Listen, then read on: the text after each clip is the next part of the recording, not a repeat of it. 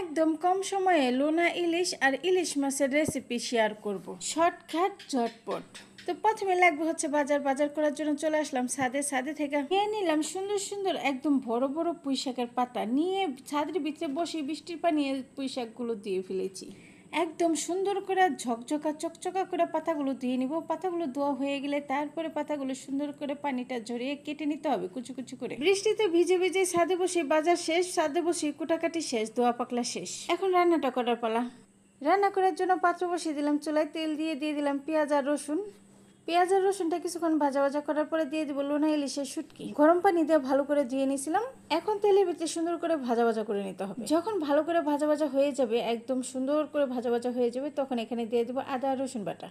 আদা আর রসুন বাটা দিয়ে 1 মিনিট ভেজে নিব। ভেজে নেওয়ার পরে দিয়ে দিব লবণ, হলুদের গুঁড়া, মরিচের গুঁড়া দিয়ে অল্প পরিমাণে পানি দিয়ে মশলাটা সুন্দর করে কষিয়ে নিব। কষিয়ে নেওয়া হয়ে গেলে তারপরে এখানে দিয়ে দিব আলু কুচি। ছোট ছোট করে আলু কেটে রেখেছিলাম, এই আলুটা দিয়ে দিলাম।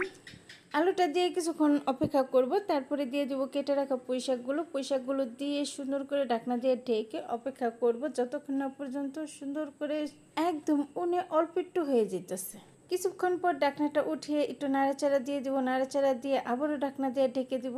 ঢেকে দেওয়ার আগে অবশ্যই টমেটো কুচি দিয়ে দিব। টমেটোটা উপরে দিয়ে সুন্দর করে ঢাকনা দিয়ে ঢেকে রেখে দিতে হবে কিছুক্ষণ। এত ব্যস্ততার মাঝে যত শর্টকাটে রান্না করা যায় ততটাই ভালো, আর যত গ্যাস কম খরচ করা যায় ততটাই ভালো। তো এই তো পানি উঠছে শাকে থেকে ভরপুর। এই পানি দিয়ে সুন্দর আলু, শাক, টমেটো সব সিদ্ধ হয়ে যাবে। নতুন করে আর কোনো পানি দিতে হবে না। ঢাকনা দিয়ে ঢেকে অপেক্ষা করব ততক্ষণ যতক্ষণ না পর্যন্ত পানিটা একদম শুকিয়ে মাখো হয়ে যেতেছে।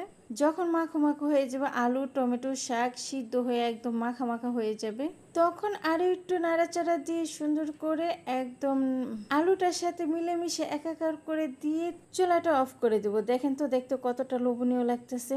এটা হলে আর কি চাই বলেন তো, আর কিছু লাগে? এখন চলেন ইলিশ মাছের রেসিপিটা দেখে নেই। এটা তো একেবারে 5 মিনিট, হাতে গোনা 5 মিনিট সময় লাগে এই রেসিপিটা করার জন্য। তো প্রথমে একটা পাত্রে নিয়ে নিলাম পেঁয়াজ কুচি, তারপরে হলুদের গুঁড়া, মরিচের গুঁড়া, লবণ, কাঁচামরিচ ফালি, অল্প একটু আদা রসুনের বাটা দিয়ে দিব। পরিমাণ মতো রান্নার তেল, সয়াবিন তেল দিয়ে যত ভালো করে আপনি মাখতে পারেন, একদম যেন মাখানোর ভিতরে অর্ধেক রান্না হয়ে যায়। দেখছেন তো দেখতে কতটা লোভনীয় লাগতেছে। মনে হইতেছে না এখনই খেয়ে ফেলি? না, এখনই খাওয়া যাবে না। এখন এর উপরে দিয়ে দিব ইলিশ মাছের টুকরো। ইলিশ মাছগুলো দিয়ে উপরে দিয়ে হালকা করে আলতো হাতে মাখা জাকা করে নেব। মাখিয়ে তারপরে হাতটা ধুয়ে পানি দিয়ে দিব। পানি দিয়ে ঢাকনা দিয়ে ঢেকে রান্না করে নিব। আপনারা তো জানেন ইলিশ মাছ হইতে বেশিক্ষণ লাগে না, আর পেঁয়াজ সিদ্ধ হতেও বেশিক্ষণ লাগে না, যেহেতু আমি মাখিয়ে অর্ধেক রান্না করে ফেলছি। 2-3টা বলক আসলেই নামিয়ে ফেলবেন।